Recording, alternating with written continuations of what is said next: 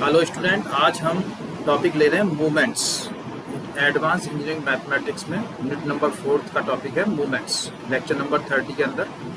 तो what is the movement? First of all, movements in statics is analogous to the same term in statics according to which movement is the tendency of a force to rotate a body about a point. यदि हम movements को general form में कहें, statics form में कहें, तो उसके according movements क्या होता है? टेंडेंसी, एक फोर्स की टेंडेंसी होती है जो एक बॉडी को रोटेट करता है एक पॉइंट के अबाउट। जनरल फॉर्म में मूवमेंट्स को इस तरह से बोल सकते हैं कि जो फोर्स, जिस फोर्स से बॉडी एक पॉइंट के अबाउट रोटेट होती है, तो वो जो टेंडेंसी होती है वो क्या कहलाती है? मूवमेंट्स कहलाता है। The concept of movement for a random variable x is also extended to the higher powers of variable x of given frequency distribution. इस concept of movements को random variable x के लिए extend करते हैं x की higher powers के लिए और given frequency distribution के लिए। जो भी given frequency distribution है उसके लिए x की पावर जिस जैसे पावर बढ़ती है उसके अकॉर्डिंग उसका random variable के लिए उस movement concept का जो movement है वो extend होता है। सबसे पहले आता है मूवमेंट अबाउट ओरिजिन। कितने टाइप का होता है मूवमेंट? सबसे पहला है मूवमेंट अबाउट ओरिजिन, सेकंड होता है मूवमेंट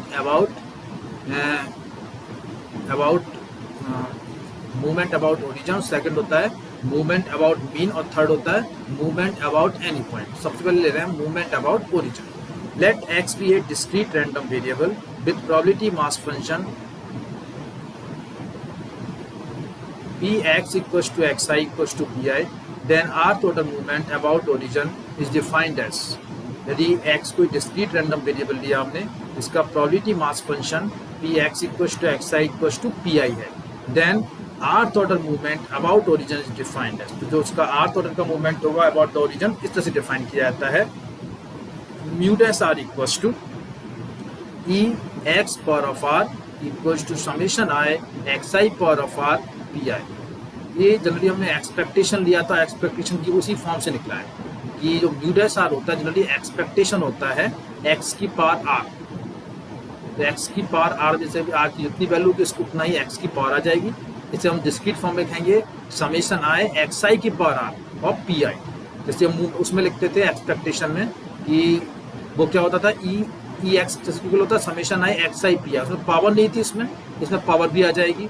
एक्सपेक्टेशन में भी यदि देखें तो पावर आता है, उसमें भी आता है अलग अलग। यदि एक्स की पावर में दे रखा तो उस कंडीशन में एक्सपेक्टेशन में भी पावर आ सकता है। तो यदि एक्सपेक्टेशन पावर नहीं है तो वो तो मीन हो गया। यदि एक्स होता सिंपल तो मीन हो जाता है वो, यानी summation I x I P I तो मीन के इक्वल होता है। यदि इसकी पावर आर है तो डिफरेंट ऑर्डर के मूवमेंट्स हो जाएंगे अबाउट द ओरिजिन।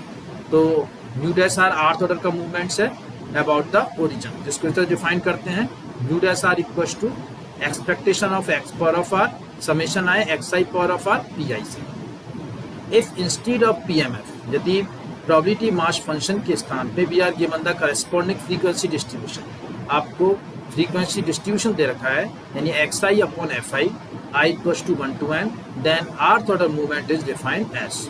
तो जो आर टोटल मूवमेंट होगा वो इस तरह से डिफाइन कर सकते हैं आप। Mu dash are equals to summation I x I power of R F i, जब पी आई की जगह एफ आई आ जाएगा और नीचे summation I F i frequency आ जाएगा, सम ऑफ ऑल फ्रीक्वेंसीज। ये एफ आई यहाँ पे क्या है? फ्रीक्वेंसी। तो यहाँ पे summation I x I power of R F I upon summation I F i से हम इस तरह से डिनोट कर सकते हैं आर टोटल मूवमेंट्स यदि हमें फ्रीक्वेंसी डिस्ट्रीब्यूशन गिवन है। If X is A continuous random variable with probability mass function F x, यदि डिस्क्रीट फॉर्म में था उस कंडीशन में म्यू डैश आर क्या था? इस तरह से था E X power of are summation I x I power of P I. यदि फ्रीक्वेंसी डिस्ट्रीब्यूशन के बना तो म्यू डैश आर होगा summation I x I power of R F I upon summation I F I. यदि X continuous random variable है तो with P M F F X, इसका probability mass function probability density function F X है, then mu dash R किसके equal होगा? Integration minus infinity two plus infinity x power of are F X D X. ये तीन तरह के movements हमने पढ़े हैं अबाउट द ओरिजिन। फर्स्ट कौन सा था कि यदि आपको रैंडम वेरिएबल एक्स कैसा दे रखा है? डिस्क्रीट दे रखा है, तो ये होता है। यदि फ्रीक्वेंसी डिस्ट्रीब्यूशन के बना है तो ये वाला होता है। और यदि आपको कंटिन्यूअस रैंडम वेरिएबल दे रखा है तो म्यू डैश आर की वैल्यू इंटीग्रेशन फॉर्म में ये होती है। तो इस तरह से तीन फॉर्म में उसको डिफाइन कर सकते हैं। अब मान लो पर्टिकुलरली आर की वैल्यू 1 है तो म्यू वन डैश किसकी इक्वल होगा, summation I x I P I के। डिस्क्रीट फॉर्म में देख रहे हैं हम, यहाँ पे आई की वैल्यू 1 हो जाएगी, एक्स आई पी आई हो जाएगा। और कंटिन्यूस फॉर्म में वही क्या आ जाएगा, minus infinity to plus infinity x F X D x, जो कि मीन के इक्वल होता है। यदि हम उसमें देखें, इसमें फ्रीक्वेंसी डिस्ट्रीब्यूशन में, तो क्या हो जाएगा, ये summation x I F I upon summation F I, जो कि मीन होता है। Summation x I F I upon summation F I क्या होता है, मीन होता है। इस तरह से दोनों कंडीशन प्रूव हो गया कि मीन की वैल्यू होती है ये। यदि discrete form I x I P I, और यदि कंटिन्यूस फॉर्म में है तो minus infinity to plus infinity x F X D x, तो कहलाता है मीन। इसके बाद है hence mean is the first order movement about origin. तो वी कैन से कि जो मीन होता है फर्स्ट ऑर्डर का मूवमेंट होता है अबाउट द ओरिजिन। ठीक है, आर की वैल्यू 1 होती है इसमें, ऑर्डर मतलब आर।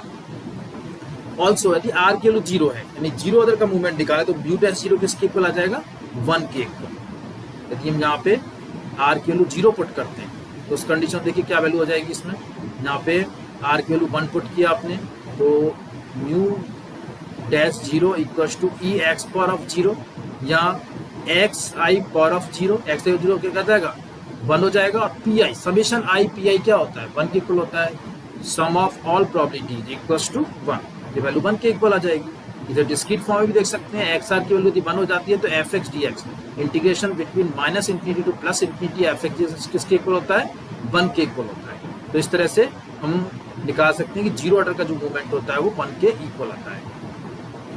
अब नेक्स्ट लेते हैं मूवमेंट अबाउट मीन और सेंट्रल मूवमेंट। यानी मीन के अबाउट मूवमेंट्स कैसे क्या होता है, उसे हम सेंट्रल मूवमेंट्स भी कहते हैं। Let x be a discrete random variable with probability mass function p x equals to x i equals to p i. Suppose x कोई डिस्क्रीट रैंडम वेरिएबल है जिसका पी एम है probability mass function p x equals to x I P i है, तो उसका rth order central movement is defined as.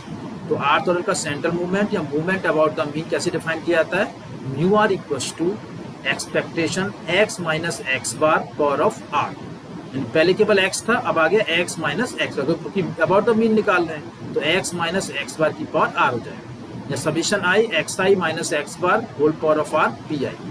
पहले था हमारे पास केवल एक्स आई पी आई, अब होगा एक्स आई माइनस एक्स बार की power whole power of r और पी आई। ये डिस्क्रीट फॉर्म में है।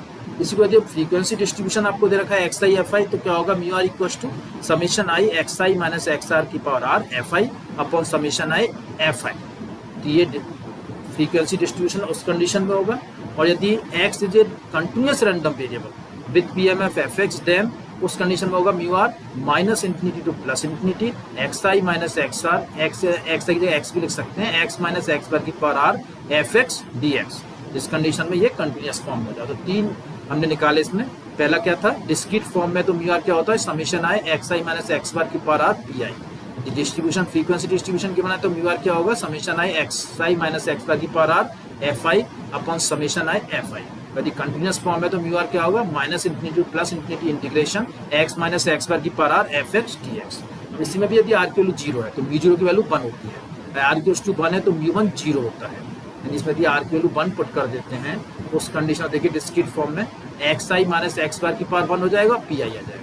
अलग अलग करेंगे इसे, summation x I P I हो जाएगा, जो कि एक्स बार की वैल्यू होती है, minus summation x bar P I हो जाएगा। एक्स बार को बाहर निकाल समेशन पी आई 1 होता है, तो एक्स बार माइनस एक्स बार आ जाएगा, वो 0 के इक्वल हो जाएगा। तो जो फर्स्ट ऑर्डर का मूवमेंट अबाउट मीन होता है वो 0 के इक्वल होता है, यानी म्यू 1 की वैल्यू 0 होती है। अब यदि आर की वैल्यू 2 है तो म्यू 2 क्या होगा, समेशन आई एक्स आई माइनस एक्स बार की पावर आर पी आई, जिससे हम क्या कहते हैं, सिग्मा स्क्वायर, यानी वेरिएंस के इक्वल होता है, जो वेरिएंस एक्स कहते हैं, एक्स वेरिएंस ऑफ एक्स या सिग्मा स्क्वायर भी कहा जाता है। जो पहला जो movement first movement about the origin तो मीन था, और वेरिएंस क्या होता है, sigma square. Second movement about the mean तो हम क्या कहते हैं, वेरिएंस कहते हैं, वेरिएंस एक्स या sigma square.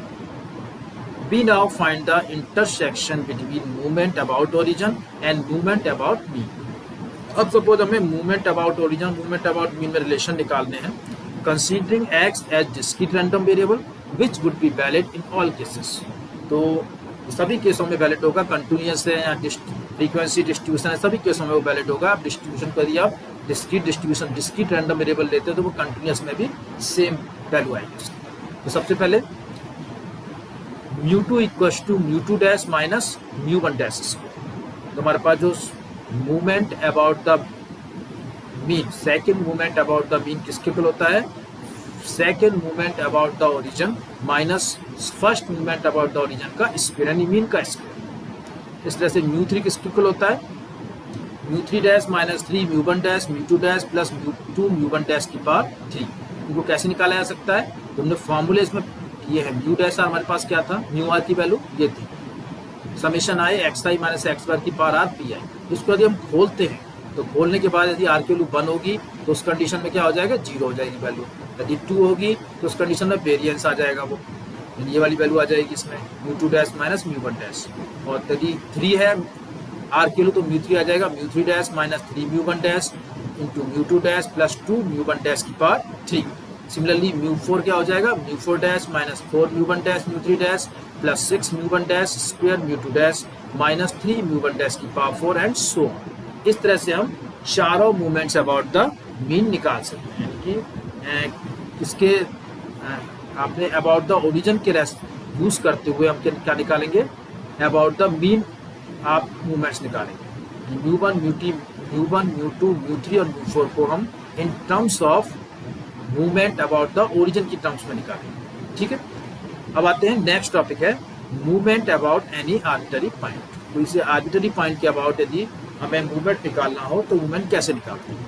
Late x be a discrete random variable with probability mass function px equals to xi equals to pi, then rth order movement about the point is defined as। तो कैसे define करते हैं, इस तरह से mu double dash are equals to E x minus a power of r. पहले हमने about mean लिया तो यहाँ पे एक्स बार लिखा था, अब किसी पॉइंट ए के अबाउट निकालना है, उस कंडीशन में एक्स बार को ए से रिप्लेस करना है। E expectation of X minus A whole power of R equals to summation I x I minus A की पावर आर पी आई। पहले क्या था, एक्स आई माइनस एक्स बार की पावर आर पी आई था, अब हो जाएगा एक्स आई माइनस ए की whole power of R P I. Discrete form में दिया है। If instead of probability distribution we are given the corresponding frequency distribution X I upon F I I equals to 1 to n, then rth order movement about the point X equals to A is defined as. यदि आपको मान low frequency distribution के बने उस condition में किसी point के about movements कैसे निकालते हैं, mu dash are equals to summation I x I minus A की power R F I upon summation I F I. इस वाले फॉर्मूले से पहले क्या था, यदि मूवमेंट अबाउट द मीन निकाल लेते थे तो एक्स आई माइनस एक्स बार था, यहाँ पे एक्स आई माइनस ए हो गया, बस इतना चेंज हुआ है इसमें। इस तरह से if X is a continuous random variable with probability density function F X, then mu double dash are equals to minus infinity to plus infinity X I यहाँ X minus A whole power of are F X D X. ये continuous form में हो जाएगा, पहले X I X minus x bar था, यहाँ पे x minus ए हो जाएगा उस कंडीशन। सिमिलरली यहाँ पे भी हम आर इक्वल्स टू 0 लेते हैं तो म्यू 0 डैश क्या हो जाए, 1 के इक्वल होता है। यदि आर की वैल्यू 1 लेते हैं तो mu 1 double dash X bar minus A होता है। Now we find the intersection between movement about the X equals to A mu double dash R and movement about mean mu R, यानी movement about mean and movement about any point A में क्या relation होता है वो हम in relation से बता सकते हैं। सबसे पहले जो first movement about the mean तो 0 होता है, यानी म्यू 1 तो 0 ही होता है, और म्यू 2 क्या होता है, mu 2 double dash minus mu 1 double dash का स्क्वायर। म्यू 3 क्या होता है, mu 3 double dash minus 3 mu 2 dash mu 3 mu 2 double dash mu 1 double dash plus 2 mu 1 double dash की पावर 3। और म्यू 4 क्या होता है, mu 4 double dash minus 4 mu 3 double dash mu 1 double dash plus 6 mu 2 double dash mu 1 double dash का square minus 3 mu 1 double dash की power 4 and so on. इस तरह से हम सारे मूवमेंट्स निकाल सकते हैं। अब देखिए इन दोनों में डिफरेंस क्या हुआ, एक तो हमने निकाला movement about mean and movement about origin में रिलेशन, तो उसमें क्या आ रही थी वैल्यू, म्यू 2 क्या आ रहा था हमारे पास, mu 2 dash minus mu 1 dash का स्क्वायर। अब यदि मूवमेंट अबाउट मीन और मूवमेंट अबाउट एनी पॉइंट निकालते हैं तो म्यू 2 डैश की जगह क्या हो जाएगा, म्यू 2 डबल डैश हो जाएगा, और म्यू 1 डैश की जगह क्या हो जाएगा, म्यू 1 डबल डैश का स्क्वायर। इस तरह से आ जाएगा। इस तरह से हम मूवमेंट अबाउट एनी पॉइंट और मूवमेंट अबाउट मीन निकालते हैं, तो इसी वाले फॉर्मूले में चेंज होगा, mu 3 equals to mu 3 double dash minus 3 mu 1 double dash mu 2 double dash plus 2 mu 1 double dash की पावर 3। केवल डैश, एक सिंगल डैश की जगह आपको डबल डैश करना है। यदि आपको movement about any point and movement about mean निकालना है तो कोई ज़्यादा चेंज नहीं होता मूवमेंट अबाउट मीन और मूवमेंट अबाउट ओरिजिन वाले फॉर्मूला से, वो सेम फॉर्मूले की फॉर्म में आते हैं। तो इस तरह से इस तरह से हम इसमें निकाल सकते हैं दोनों फॉर्मूले में कि किस तरह से उसमें निकालना है, किसमें इस तरह से निकालना है। तो इस तरह से 3 मूवमेंट हम इसमें पढ़ते हैं। First movement movement about origin, second movement movement about mean और third movement movement about any point. यदि ये क्वेश्चन आपको इस तरह से यदि समझ में आता है तो कोई भी क्वेश्चन इसका आप कर सकते हैं इजीली सॉल्व। तीनों टाइप के मूवमेंट्स पे क्वेश्चन पूछा जाता है। और इसके अलावा ये जो तीनों तरह के जो उसमें जो वेरिएबल यूज होते हैं वो भी यूज़ किए जाते हैं। फर्स्ट था डिस्क्रीट, सेकंड था फ्रीक्वेंसी डिस्ट्रीब्यूशन और थर्ड था कंटिन्यूस। तो तीनों तरह के डिस्ट्रीब्यूशन पे वो पूछ सकता है, डिस्क्रीट पे, कंटिन्यूस पे या फिर फ्रीक्वेंसी डिस्ट्रीब्यूशन पे क्वेश्चन। तो इस टाइप के क्वेश्चन पे पूछ जाएंगे। नेक्स्ट जब लेक्चर आएगा उसमें हम डिटेल में इसमें क्वेश्चन को डिस्कस करेंगे किस टाइप के क्वेश्चन आते हैं। तो इस तरह से लेक्चर कंप्लीट होता है। Thank you.